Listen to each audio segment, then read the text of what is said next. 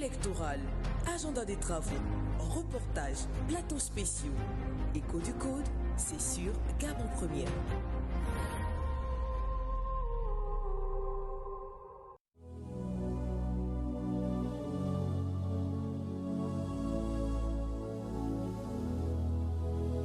Depuis l'avènement du Gabon à la souveraineté internationale, notre pays a connu plusieurs modifications de son code électoral, en fonction des soubresauts et intérêts politiques du moment. En 1961, première élection présidentielle et législative, le président élu de l'époque fait adopter une nouvelle constitution qui dote le pays d'un régime de type présidentiel. Après le référendum de 1958 et l'élection du président Léon Mba à la tête de notre pays, le Gabon a connu une période de multipartisme. Et l'élection a été organisée par l'État, donc le gouvernement. Et après cette période, nous avons connu l'avènement du président Omar Bongo Ondimba et nous sommes rentrés tout droit vers le parti unique. En 1968, création d'un parti unique dénommé Parti démocratique gabonais par le nouveau président qui succède Léon Mba. Puis en 1990, sous la pression populaire, El Hadj Omar Bongo convoque une conférence nationale qui rétablit le multipartisme. C'est d'abord une grand-messe qui a permis aux Gabonais, de l'ombre, qui étaient très nombreux, et ceux qui étaient sous la lumière et les projecteurs du parti unique, de se retrouver et de faire le constat de la situation sociopolitique du pays. Le Gabon était, disons de tout de suite, en 90 comme une cocotte minute.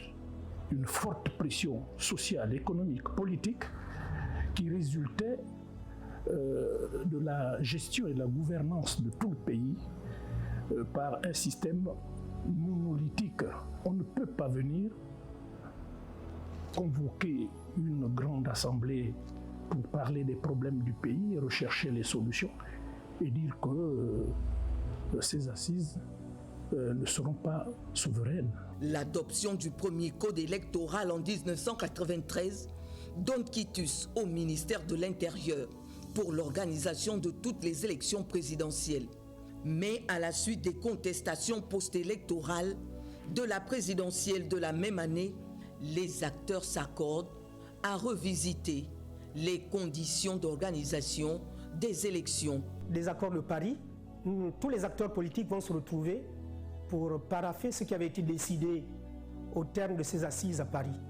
Mais le parti radical des Républicains indépendants ne va pas parapher ces accords, tout simplement parce que le contenu ne correspondait pas du tout à ce que nous avions imaginé lorsque nous avions rédigé l'appel des braves.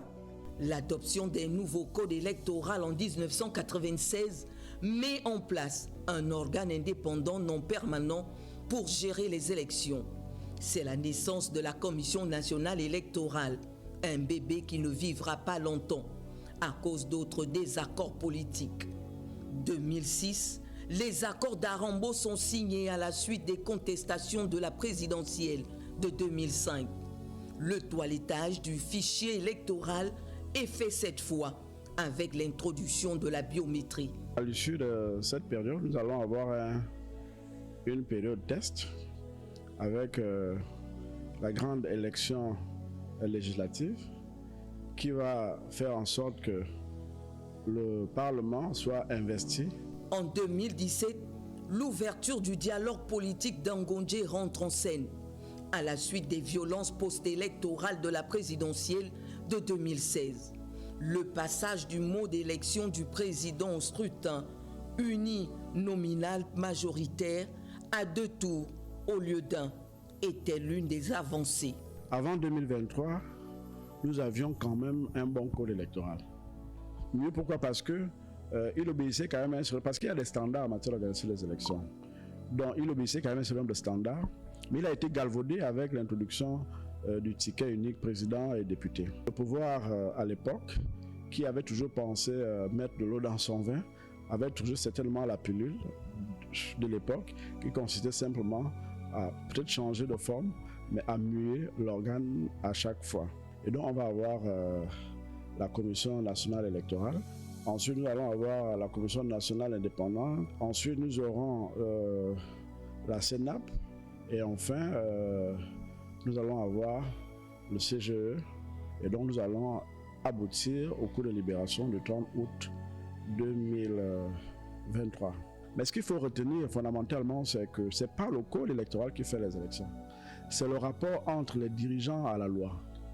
Si on a les dirigeants qui veulent s'éterniser au pouvoir, on pourrait avoir n'importe quel code électoral. Ben, ils ont les leviers de l'État, ils ont les armes, ils ont la finance, ben, ils vont s'éterniser au pouvoir. Donc c'est d'abord un problème de volonté politique. De l'ère post-indépendance aux assises d'Angondje, en passant par la conférence nationale des accords de Paris, ceux d'Arambo, et la récente mise en place de la commission chargée cette fois de toiletter le code électoral, sous l'impulsion de l'une des recommandations issues du dialogue national inclusif. Notre pays aura donc connu plus de 19 modifications de son code électoral, selon la Direction générale des élections et des libertés publiques du ministère de l'Intérieur. Ce futur code, dont les travaux seront livrés sous peu, mérite que soit mis un verrou. Ne pouvons plus permettre son tripatouillage au détriment de l'intérêt général.